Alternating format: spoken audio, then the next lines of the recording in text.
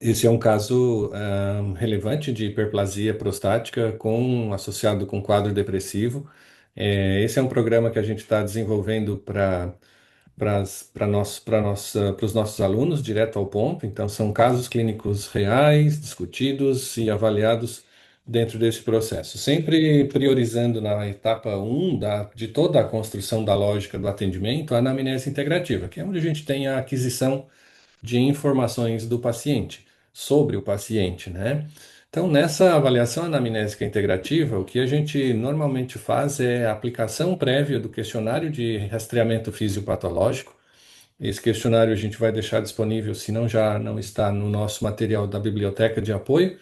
É um questionário de rastreamento fisiopatológico que a gente envia previamente ao paciente. Depois disso, a sequência é o paciente devolve isso como uma avaliação prévia ao profissional. Ali a gente já tem a contextualização de sinais e sintomas, queixas principais, dados fisiológicos, dados pessoais do paciente, condições de farmacoterapia. Pois não, Rui? Levantou a mão? Doutor, eu verifiquei que tem a ficha de anamnese, que o senhor vai mostrar logo em seguida, né? Aham, Como isso. esse documento está em PDF, eu pergunto Certo. para o senhor se tem essa ficha disponível Claro, para que claro que eu sim, possa, claro que sim. Em Word, né, para edição. que a gente possa baixar e utilizar. Posso passar no formato de Word, sim, sem problema. Sem problema. Então, a ideia aqui é enviar previamente esse questionário, o paciente responde, envia de volta com os dados todos preenchidos. A gente faz a confirmação e ampliação da investigação clínica durante a entrevista, então já pega os pontos principais de cada um dos parâmetros definidos pelo paciente como queixa principal, faz essa análise contextualizada a partir das informações confirmadas e validadas, então, por exames complementares. Sempre que necessário, o paciente nos envia também um conjunto de exames. A gente faz essa abordagem de integração, né, das informações clínicas com as informações técnicas visualizadas através dos exames. E a partir dessas informações, então, gera-se a proposição dos protocolos terapêuticos integrativos, sempre dentro dessa visão contextualizada para o paciente, né? Informações básicas, pessoais, funcionais, avaliação por sistemas, por órgãos e sistemas, farmacoterapia, dietoterapia e atividades físicas e os exames complementares. Tudo isso compõe, então, essa ficha, esse rastreio fisiopatológico que a gente faz antes mesmo da consulta.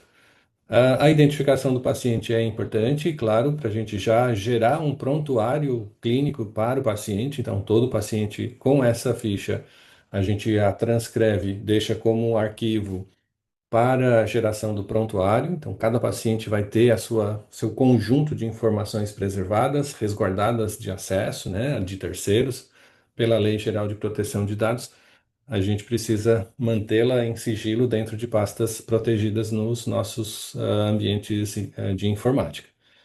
A revisão dos sistemas tem esse objetivo claro de perceber, fazer com que o paciente perceba as condições às quais ele já está sendo submetido e apresenta então desconfortos ou sintomas característicos em cada um dos sistemas funcionais que vão ser observados.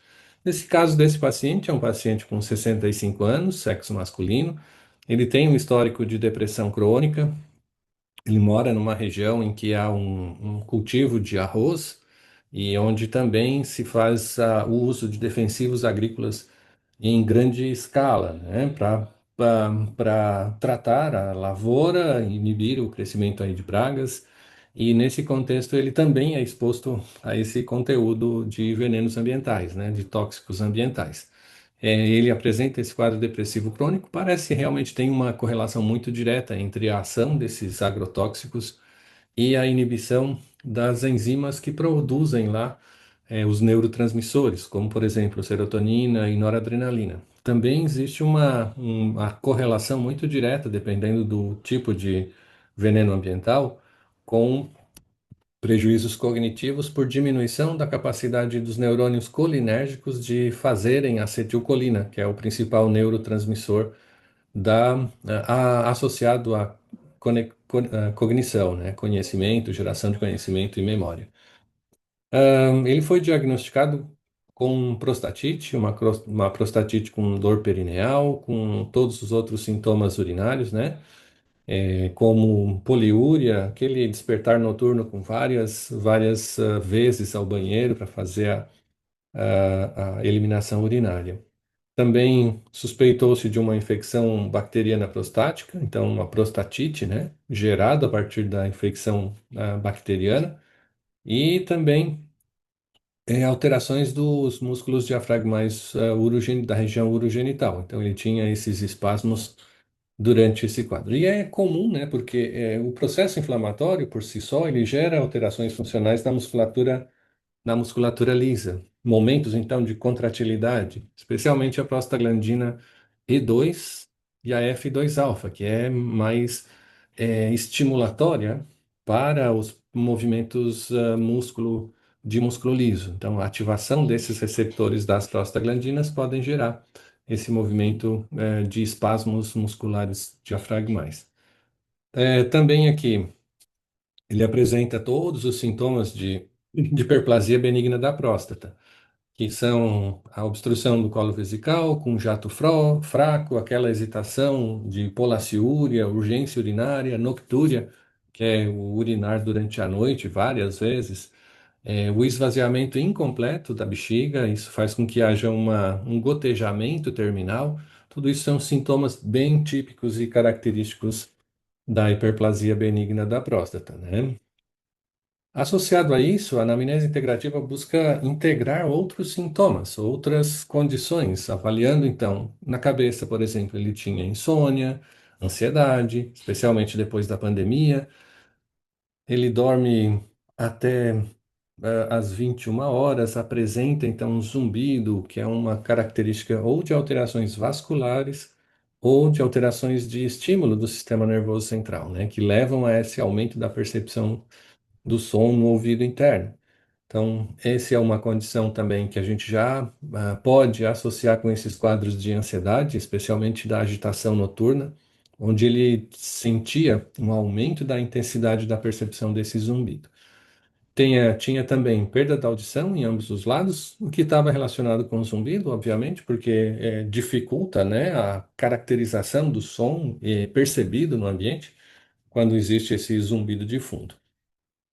Uma necessidade frequente de pigarrear, aquela rouquidão, que é uma característica inflamatória da cavidade respiratória superior. Então, um sinal de que esse movimento, né, de pigarrear significa que existe um quadro alergênico ou inflamatório recorrente nesse ambiente do sistema respiratório superior, né?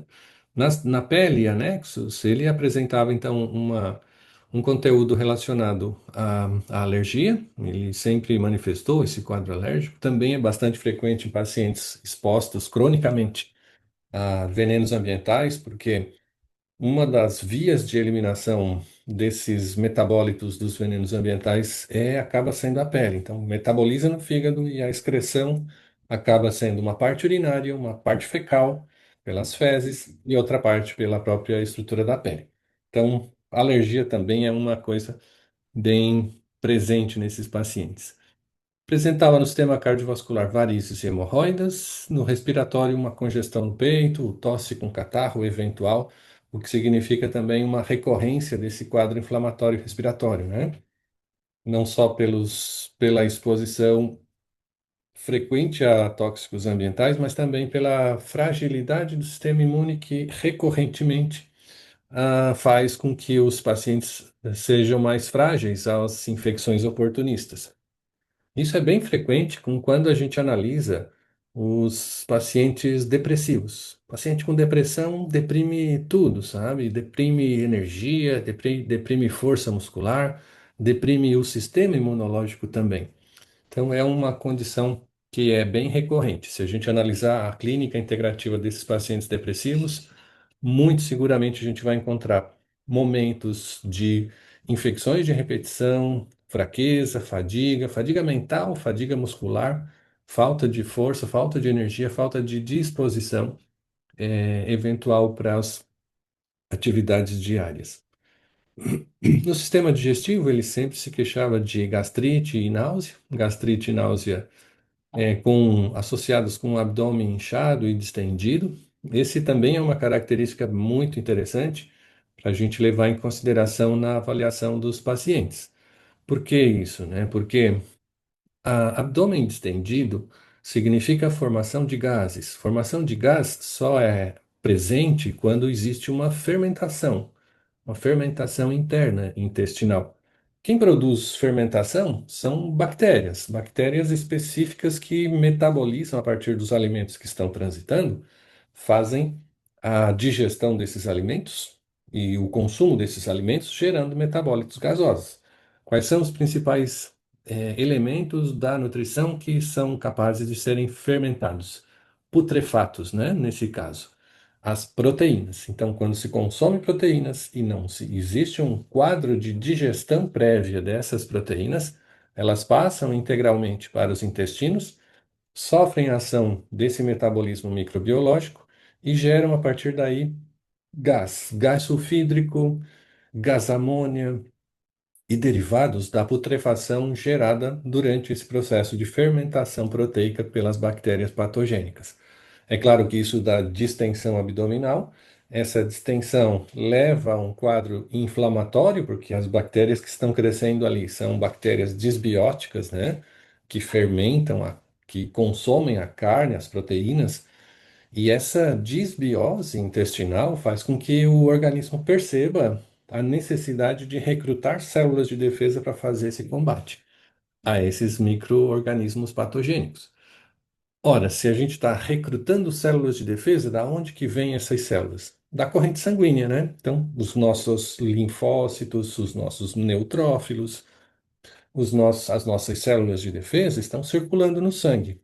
Para que elas possam ser recrutadas para o interior do intestino, para combater esse foco bacteriano, elas precisam então gerar um mecanismo de hiperpermeabilidade da membrana mucoide intestinal, associado com a vasodilatação e aumento da permeabilidade desses vasos. Então, isso faz com que a gente tenha uma capacidade de recrutar as células de defesa para atacar essas bactérias. Mas, uma vez mortas essas bactérias por ação das nossas células, dos nossos neutrófilos, principalmente e inicialmente, a gente gera componentes bacterianos, né? Entre eles, LPS, por exemplo, os lipopolissacarídeos que estão nas membranas dessas bactérias. Esse componente, esse lipopolissacarídeo, uma vez liberado no intestino, ele é absorvido, porque agora a gente tem um aumento da permeabilidade intestinal. Então, toda a disbiose gera um quadro inflamatório e, na grande maioria das vezes, um aumento de permeabilidade intestinal. Como é que foi gerado esse aumento de permeabilidade intestinal? Pela inflamação gerada a partir dos metabólitos produzidos pelas próprias bactérias disbióticas presentes no intestino. O fato é que, se não tivermos uma digestão adequada das proteínas, uma pré-digestão ao nível do estômago, uma pré-digestão e uma digestão final das proteínas, depois das secreções das enzimas digestivas nesse ambiente intestinal, certamente a gente vai estar oportunizando a essas bactérias disbióticas que elas fermentem e gerem todo esse contexto de inflamação intestinal. É uma inflamação subclínica, é uma inflamação crônica, na grande maioria das vezes, para pacientes que apresentam esse perfil, e gera a partir daí quadros de alterações inflamatórias sistêmicas. Ou seja, as inflamações podem aparecer nas articulações, nos músculos, nos neurônios gerando fibromialgia, na tireoide gerando uma tireoidite, no sistema respiratório gerando um quadro de produção de muco. Então, no sistema nervoso central, aumentando o nível de percepção de estímulos estressores, gerando então aumento de ansiedade, ou eventualmente numa cronificação dessa inflamação também quadros depressivos. Então tem bastante informação quando a gente pega a partir dessa visão integrativa todos os sintomas integrados, né? Vê que ele tinha náusea, tinha gastrite, tinha dor abdominal e abdômen distendido, ahm, e tinha todo um conjunto inflamatório associado, infecções recorrentes pela baixa da imunidade. Ele tinha um volume hiperplásico da próstata aumentado, que é um mecanismo inflamatório. Todos eles, então, complementando aí um diagnóstico para que a gente possa fazer a intervenção nesse quadro. No sistema nervoso central, energia e atividade com fraqueza, cansaço, fraqueza corporal, apatia, dificuldade para relaxar. Na mente, dificuldade de tomar decisões, ele repetia várias vezes a mesma história, significa que ele não gera conexões de memória, né? Porque certamente existe um quadro inflamatório sendo gerado também no sistema nervoso central. E a gente tem muito claro onde está sendo produzido esse evento inflamatório, né? Ao nível prostático, que é onde ele já está, com características de hiperplasia, mas fundamentalmente pelo processo digestivo que não está sendo totalmente favorável à digestão.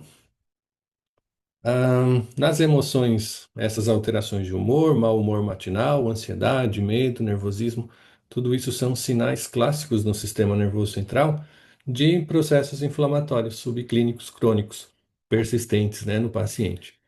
Tá? Então, tudo isso tem uma relação direta. Os exames laboratoriais, a nossa etapa 2, como fazer essa abordagem avaliando os exames previamente para ver se confirma esse raciocínio clínico integrativo que a gente está fazendo com o paciente. Então, a gente já tem o acesso aos exames laboratoriais, a gente sabe que do conjunto de exames laboratoriais, alguns são bem importantes para a gente definir visões claras de quais elementos da bioquímica corporal estavam ou podem estar alterados, né? Isso significa avaliar, por exemplo, se o paciente tem distúrbios hormonais, paciente é, com hipofunção gonadal, claro, avaliar os hormônios das gônadas.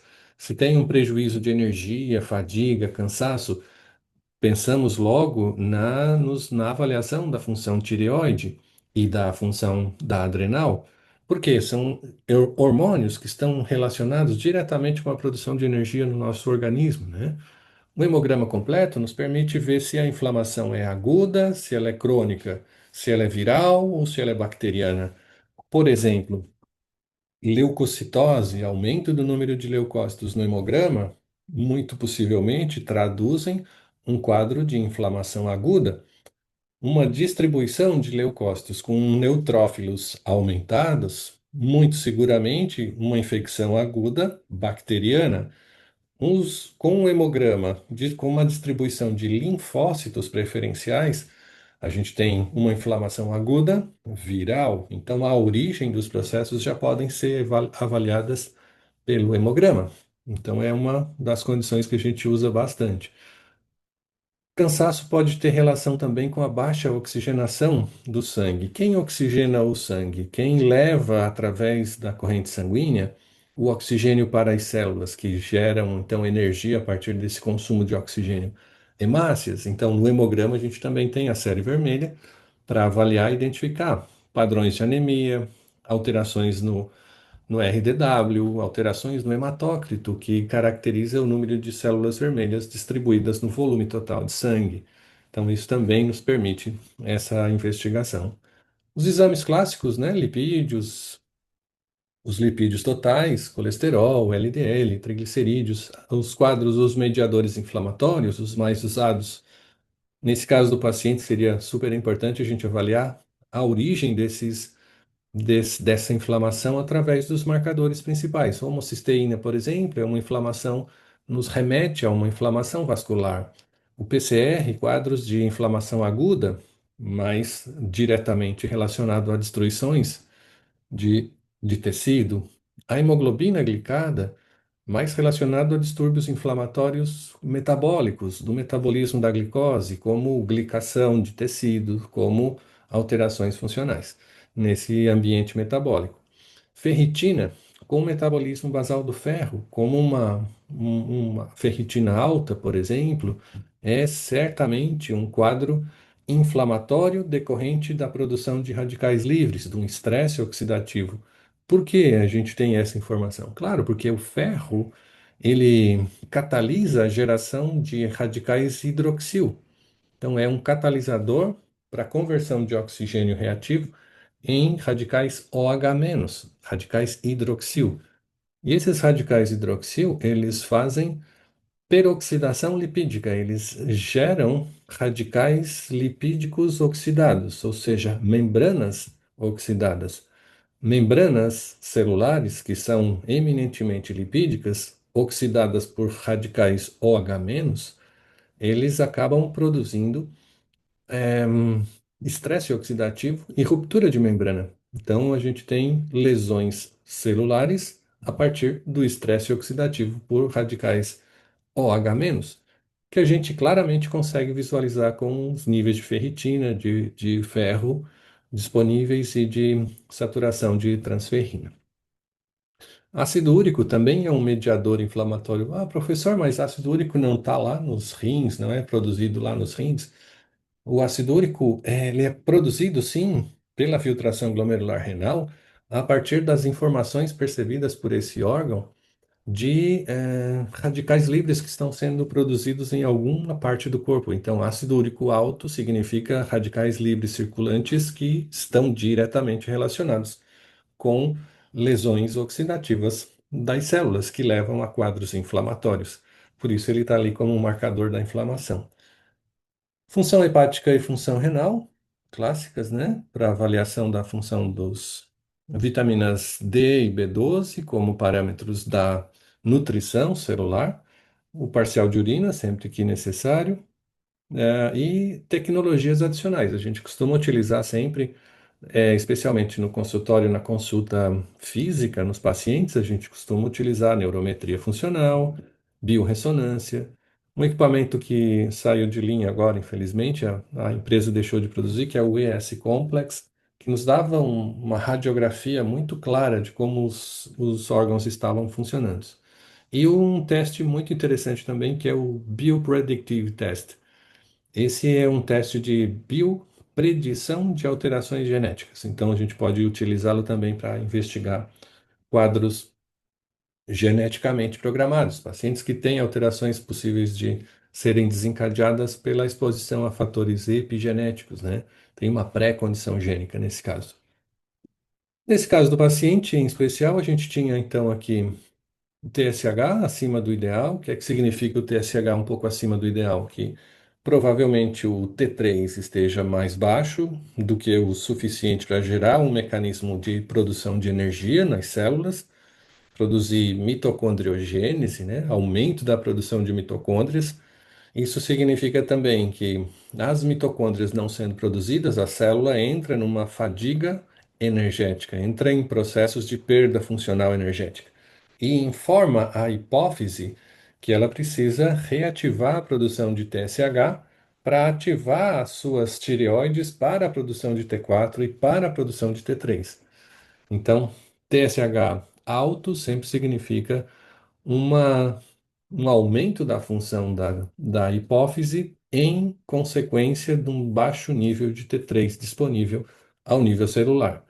T3 baixo significa baixo metabolismo basal celular, ou seja, músculo não tem força, né, adipócito não consegue hidrolisar triglicerídeos e por isso ele acumula gordura, diminuição da capacidade glandular de secreção dos hormônios, diminuição da neurotransmissão, porque a neurotransmissão precisa de ATP, ATP é gerado nas mitocôndrias, as mitocôndrias são produzidas a partir do estímulo do T3 sobre esses receptores internos lá nos neurônios. Então, essa é uma condição a ser avaliada. Obviamente, o metabolismo basal sendo mais baixo, a glicose tende a acumular-se. Então, aumento de glicose é também um sinal de baixa atividade metabólica celular.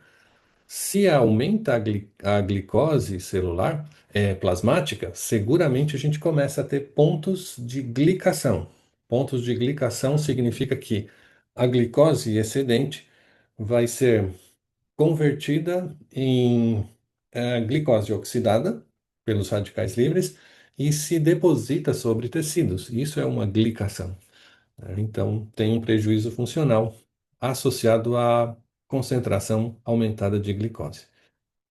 Testosterona total e testosterona livre abaixo do limiar, então isso significa também que na função gonadal ele já tem um prejuízo funcional na produção de hormônios masculinos. O SHBG também aumentada indica uma condição de absorção dessa testosterona, porque SHBG é um parâmetro bioquímico que está relacionado com a globulina ligadora de hormônios sexuais, masculino principalmente, testosterona. E nessa condição, aumentando SHBG, claro, diminui o nível de testosterona livre. Ela se liga e inibe a ligação da testosterona com seu respectivo receptor. PSH, o PSA total e o PSA livre estão aumentados, que é característico então de hiperplasia prostática. Nesse nível de aumento, até 6, por exemplo, a gente tem uma certeza de que é só uma hiperplasia. Se tivermos valores muito mais altos que isso, a gente já pode ter alguma suspeita de outras alterações, como o câncer prostático. Então, a gente precisa ter esse limiar de avaliação, sempre comparando parâmetros bioquímicos com a clínica do paciente, com os exames de imagem, para ver efetivamente o prejuízo e a extensão, né, a expansão da própria próstata. A paciente também tinha aqui, nesse caso, alterações já de transaminase, significa que o fígado dele já está comprometido.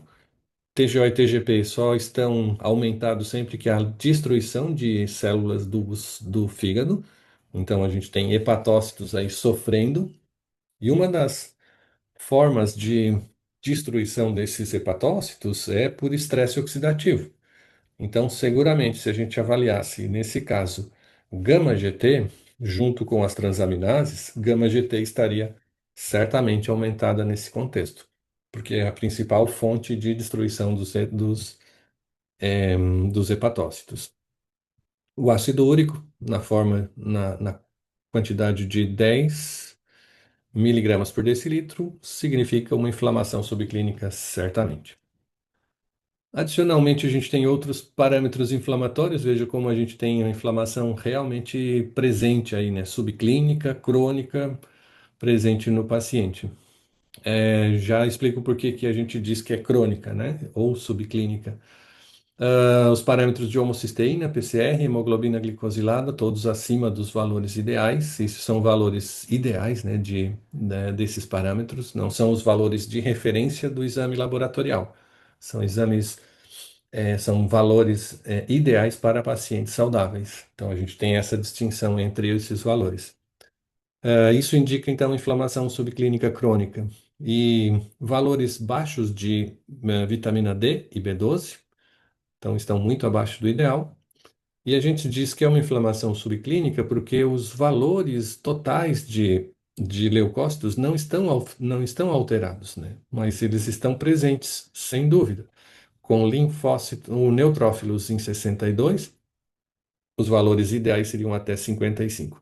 Isso significa que é certamente um quadro infeccioso e por bactéria e com inflamação subclínica crônica, muito provavelmente por disbiose intestinal e ou associado com a prostatite bacteriana lá na próstata. Então, essa é uma condição que a gente já consegue ter essa dimensão funcional, né? Aqui só mostrando os valores de vitamina D3, né? 26, estava bem abaixo do ideal, que é acima de 50 nanogramas por mililitro para pacientes saudáveis, lembrando sempre isso, né? E, e a urocultura deu negativa. Então, nesse caso, as bactérias que estavam crescendo na urina não eram suficientes para gerar uma positividade na inflamação. Interpretação integrativa desses exames, a gente já mencionou, né? Mas elevação de PCR no quadro inflamatório sugere inflamação, ativa. Alterações das enzimas hepáticas significa que a gente tem aqui um quadro de inflamação crônica ou viral recente. E a gente tem então vitaminas D baixa em relação aos exames anteriores, que podem agravar os sintomas depressivos e neurológicos. A gente sabe que a vitamina do complexo B são muito importantes para toda a função neuronal. Nesse caso, vitaminas D, B12 tão baixas refletem aí condições muito precárias de manutenção da produção dos neurotransmissores, sobretudo noradrenalina, serotonina e dopamina. TSH levemente aumentado, T4 livre limítrofe, tem uma tendência a hipotireoidismo subclínico, esse é um efeito então já perceptível com o TSH aumentado. A vitamina D3 é relativamente baixa, então contribui para a imunossupressão e desequilíbrio inflamatório. É perceptível lá pelas inflamações recorrentes urinárias e do sistema respiratório, isso significa que a imunidade dele realmente não estava boa, né? Com inflamações e infecções de repetição. Uma leucopenia, uma linfocitose, sugerindo então alterações virais ou alterações imunológicas de sensibilidade.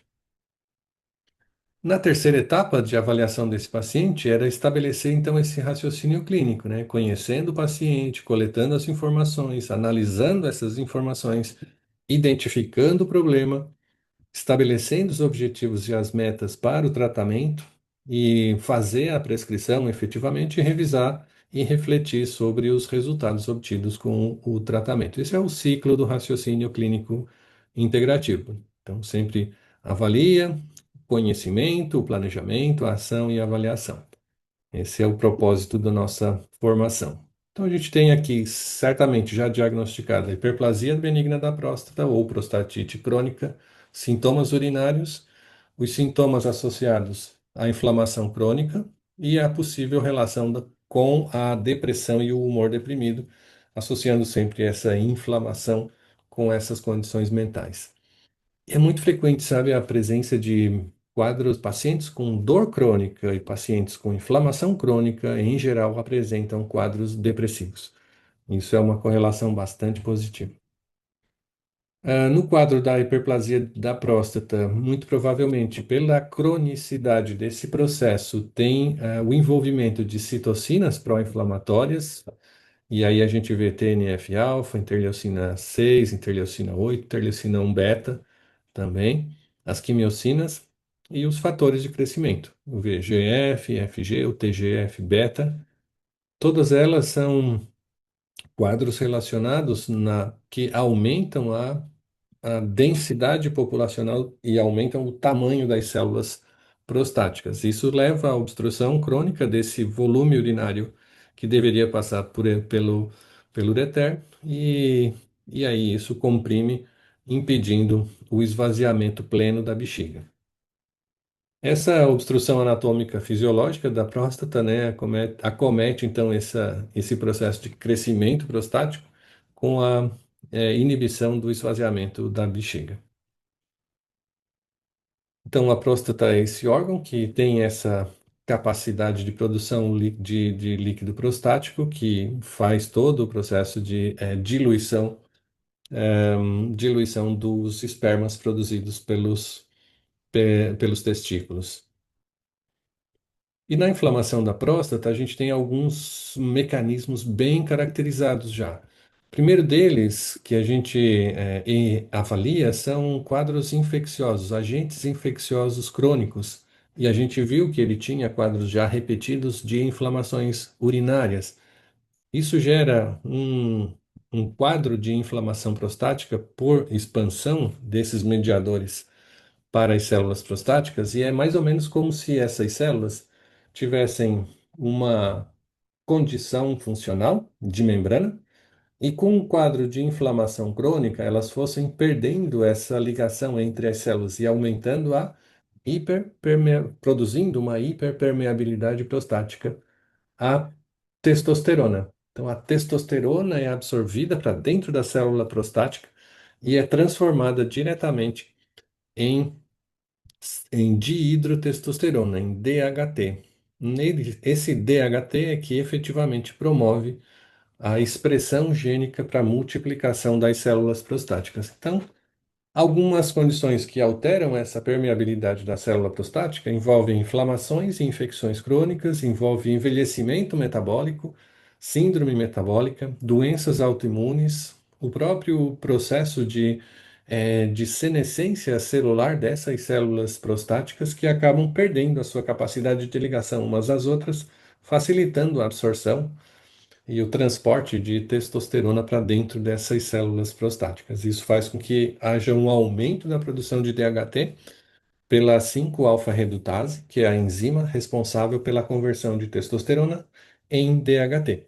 Então, isso aumenta todo o quadro inflamatório prostático. Associado a esse quadro de prostatite, a gente tem também a neurotransmissão serotoninérgica e serotoninérgica e noradrenérgica, que estão relacionados diretamente aos quadros de depressão. A gente sabe hoje que grande parte dos pacientes depressivos, eles têm ou prejuízo na síntese ou na liberação desses dois neurotransmissores, noradrenalina e serotonina. Então, se ele tem, só lembrando, né, da síntese desses dois neurotransmissores, noradrenalina é sintetizada a partir de tirosina. Tirosina, que é um aminoácido que vem das proteínas, proteínas que a gente consome. Para a gente ter absorção de tirosina, a gente precisa efetivamente consumir as proteínas, digeri-las e convertê-las nos aminoácidos livres para serem absorvidos. Se a gente voltar lá na nossa anamnese, esse paciente tinha distensão abdominal, tinha quadros inflamatórios intestinais. Se tem hiperpermeabilidade intestinal, se tem inflamação intestinal, seguramente a gente não tem o processo de digestão própria das proteínas. Com isso, obviamente, tem uma diminuição da capacidade neuronal de sintetizar noradrenalina a partir da tirosina. Tirosina baixa, noradrenalina baixa. A mesma coisa acontece com a serotonina. Serotonina depende de triptofano. Triptofano, que é o aminoácido, um dos aminoácidos essenciais, que também é absorvido no intestino a partir da digestão das proteínas que a gente consome. Então, nesse caso, inflamação intestinal não acontece só no intestino. Ela gera quadros depressivos no sistema nervoso central pela diminuição da disponibilidade dos precursores para a síntese desses neurotransmissores. E mais ainda, para que tirosina seja convertida em noradrenalina e triptofano seja convertido em serotonina, é necessário uma enzima chamada hidroxilase, a tirosina hidroxilase, triptofano hidroxilase. Essa enzima em especial, ela depende da ação da vitamina D. Então, níveis baixos de vitamina D nesse paciente, níveis baixos de vitamina D. Inflamação intestinal diminui não só a absorção dos aminoácidos que vão dar origem aos neurotransmissores, mas também a conversão desses neurotransmissores nos seus respectivos, dos aminoácidos e nos seus respectivos neurotransmissores, pela baixa de vitamina D. Então, certamente aí a gente tem uma relação direta entre a inflamação intestinal e a depressão que o paciente está apresentando, né? Então aqui está a transmissão, a conversão de tirosina em dopa, de dopa em dopamina e de dopamina em noradrenalina. Vejam que para converter tirosina em dopa, que é a primeira fase, a fase essencial da reação de síntese de noradrenalina, precisa de tirosina hidroxilase. Quem controla a expressão dessa enzima é a vitamina D. Então, níveis baixos de vitamina D diminui a expressão da tirosina hidroxilase, que diminui a conversão de tirosina em dopa. Se já tem pouca tirosina, ainda não tem tirosina hidroxilase em concentrações suficientemente grandes para produzir a conversão, certamente há um prejuízo aqui na síntese dessas catecolaminas. Da mesma forma, o triptofano, que não está sendo absorvido no intestino, precisa, para ser convertido em 5-HTP, precisa da mesma hidroxilase, só que é uma triptofano hidroxilase. Nesse caso, a vitamina D também é essencial para a expressão dessa enzima, a triptofano hidroxilase. Então, em geral, esses pacientes têm quadros depressivos por diminuição de vitamina D, e por redução da disponibilidade dos aminoácidos para a síntese desses neurotransmissores. Mais ainda, na grande maioria das vezes, a redução de vitamina D ou níveis baixos de vitamina D estão diretamente relacionados a prejuízos na síntese de melatonina, lá na glândula pineal. Isso significa prejuízo do sono, significa dificuldade de manter um sono reparador, dificuldade de desoxidar os neurônios durante o período da noite, porque é a melatonina que faz esse papel. Então, vitamina D associado com inflamação intestinal, vitamina D baixa associada com baixa absorção de aminoácidos ou perfil hipossecretor, né, porque não digere as proteínas, certamente é uma bomba ambulante de insônia, porque não tem melatonina para regular o ciclo circadiano, e depressão, porque não vai sintetizar serotonina nem noradrenalina. Legal, né? Quando a gente entende todo esse processo para intervir no processo terapêutico. E aí vem a etapa quarta, que é o protocolo integrativo, né? Como que a gente vai restabelecer esse padrão? A gente já entendeu o sintoma, entendeu a origem do processo sintomático do paciente. Agora a ideia é exatamente restabelecer as funções bioquímicas do paciente. Algumas abordagens que podem ser usadas, sugestões genéricas, né? Urtica dioica tem um efeito anti-inflamatório sobre a próstata, diurético. Melissa tem um efeito calmante. Serenoa repens ou sol palmetto diminui a ação de conversão de testosterona em dihidrotestosterona, então protege da hiperplasia da próstata. O zinco funciona como um imunomodulador e um antioxidante, dando suporte lá para restabelecer o padrão de prostático. Vitamina D, como eu mencionei, indispensável lá para os quadros da depressão, mas também funciona muito bem para a regulação da atividade imunológica. A B12, na forma de metilcobalamina, tem esse suporte neurológico adicional, associado também com força muscular, com novas fibras musculares a serem geradas. Então, são algumas sugestões de protocolos terapêuticos integrativos para regular esse processo, né? O que a gente fez na prática com esse paciente? Preparamos um sachê como esse assim, e incluímos dentro dele numa base hipoalergênica, um conjunto de substâncias, coenzima Q10 para aumentar a energia, treonato de magnésio, bisglicinato de magnésio e glicinato de selênio, bisglicinato de zinco, para regular esse processo funcional de reposição de oligoelementos, B3, B6 e B12, mais adaptógenos, para garantir uma melhor performance do sistema neuronal. Entre esses adaptógenos, a gente selecionou aqui a Vitânia sonífera ou ashwagandha, porque é um adaptógeno que também regula o sono, o estímulo do ciclo circadiano.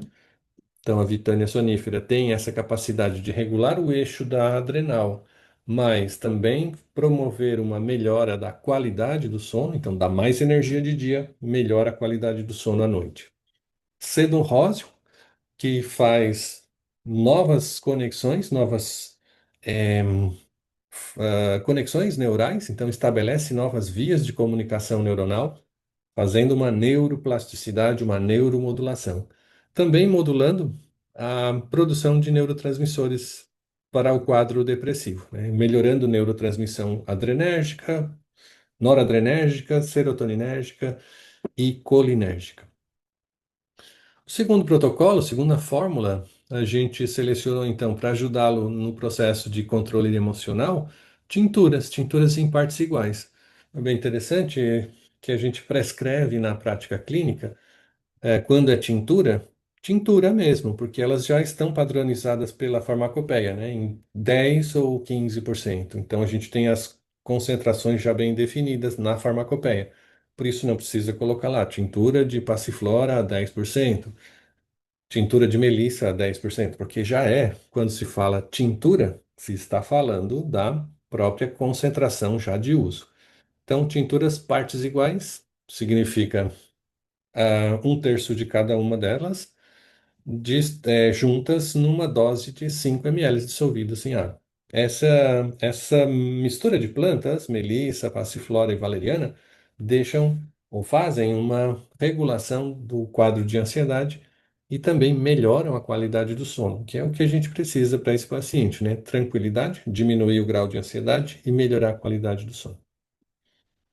Melissa faz esse efeito pontual aqui, ele regula a potencial de excitação desses neurônios, então diminui a excitabilidade neuronal e também pelo conteúdo de apigenina presente na melissa, eles atuam diretamente sobre canais de cloro, mais ou menos como os benzodiazepínicos, só que, claro, sem efeitos colaterais, sem todos os malefícios dos benzodiazepínicos, né? Então tem essa dupla atividade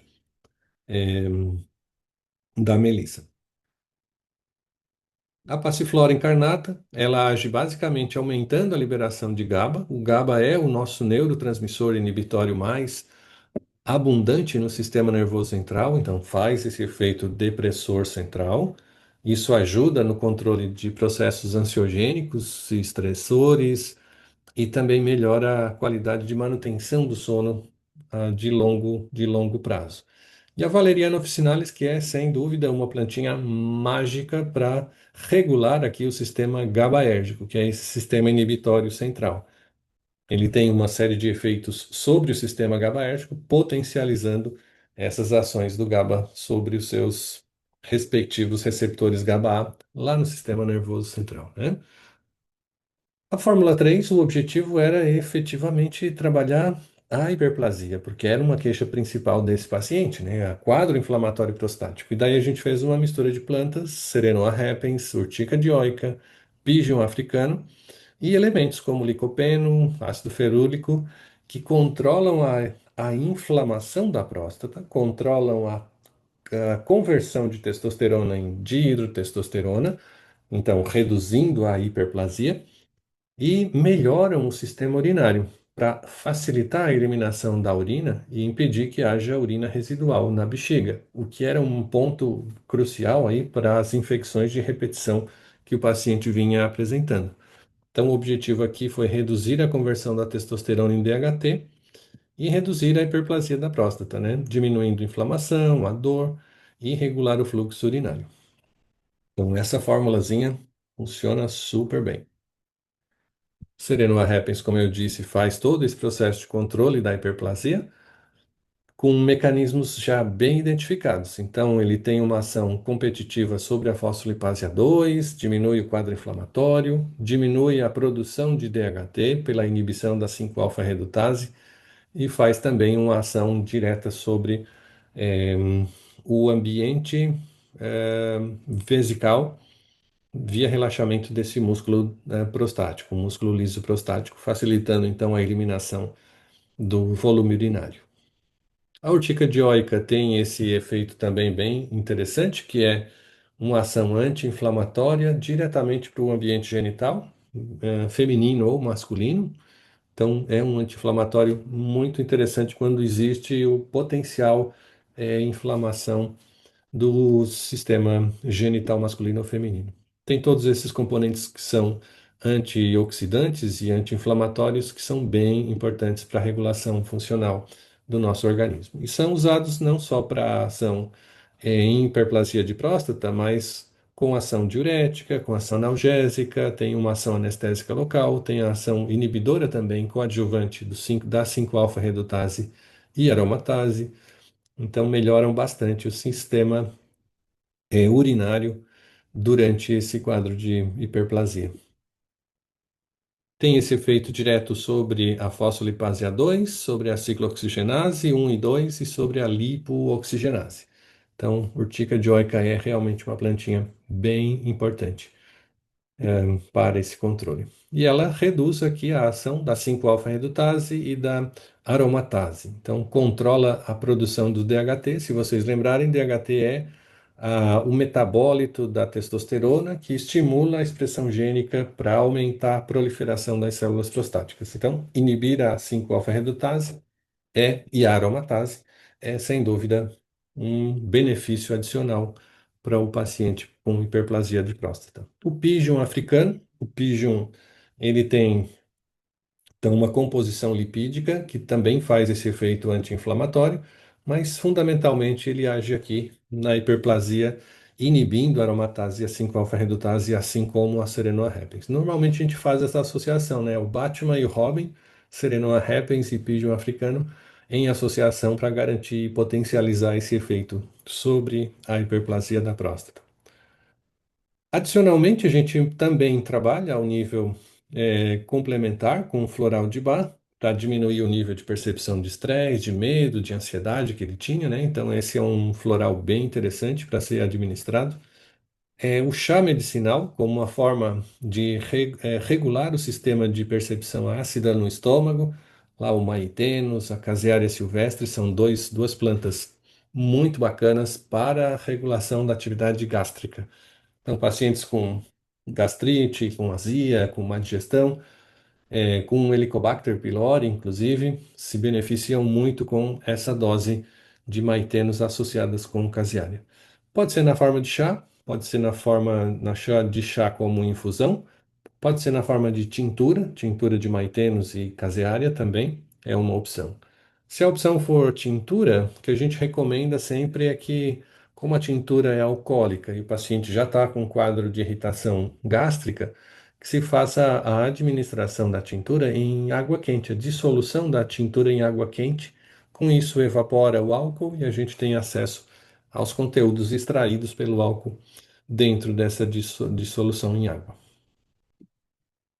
Maitenos, então, faz todo esse efeito sobre o sistema gástrico, ele reduz a atividade estaminérgica nas células parietais, então diminui a produção ácida no estômago, aumenta a secreção de muco gastroprotetor, cicatriza microlesões.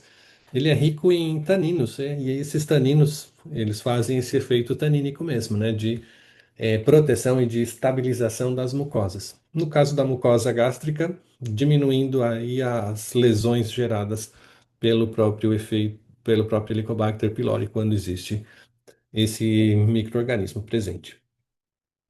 Essa foi uma formulação que a gente desenvolveu para a farmácia magistral e que a gente publicou no International Journal of Phytocosmetics and Natural Ingredients.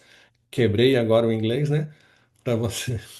Gastei o meu inglês, mas foi uma formulação bem interessante que é na forma de sal efervescente. Então, a gente tem uma base de sal efervescente que já dá o frescor, né, a sensação de alívio da percepção de azia, e a gente agregou nessa formulação, então, o extrato padronizado de maiteno silicifolia 2%. Então, é uma formulação bem interessante que a gente pode depois solicitar nas farmácias de manipulação para reproduzirem, né, para esses pacientes.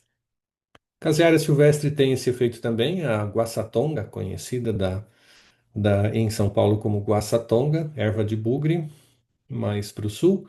E a gente tem esse efeito também antitumoral, anti-inflamatório e regulador do sistema gástrico, como aditivo aí, como o Robin da dupla Batman e Robin. A quinta etapa é o desfecho clínico, como esse paciente respondeu a esse tratamento, né? A ideia era exatamente fazer isso, como ele melhorou da condição, né? E mostrar a vocês que só essas intervenções que a gente fez foram 3 formulações, mais um chá, mais um floral, de um quadro que ele tinha uma persistência crônica ali de inflamação, e no final do processo a gente sugeriu ainda a continuidade, a manutenção do processo, né? Com a fitoterapia na forma agora de tinturas, mantendo a urtica dioica e a Melissa officinalis e outras modulações adicionais, como intervenções integrativas posteriores ao nosso tratamento, né? Orientações em relação à dieta anti-inflamatória, atividades físicas, todos são reforços para a melhoria da condição clínica do paciente.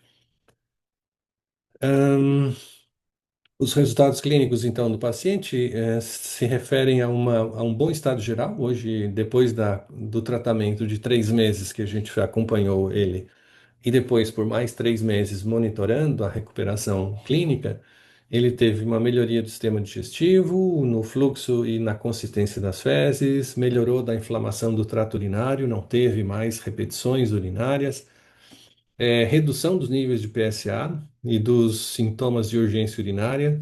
Desinflamamos a próstata, conseguimos controlar esse processo só com aquela formulação associando Pygium, Serenoa, urtica, ácido ferúlico para reduzir esse quadro inflamatório. Também teve uma melhoria nos transtornos de ansiedade e depressão, claro, porque se a gente desinflama o indivíduo, desinflamou o intestino, tudo isso passa a ter uma melhor absorção dos conteúdos intestinais, dos nutrientes suficientes para manter a fisiologia das células e gera com isso uma melhora da confusão mental, dos estados depressivos, da tontura e também daquela dificuldade de tomada de decisão e da fadiga muscular e mental. E é isso que a gente fez com o paciente, abrindo agora para as dúvidas e comentários.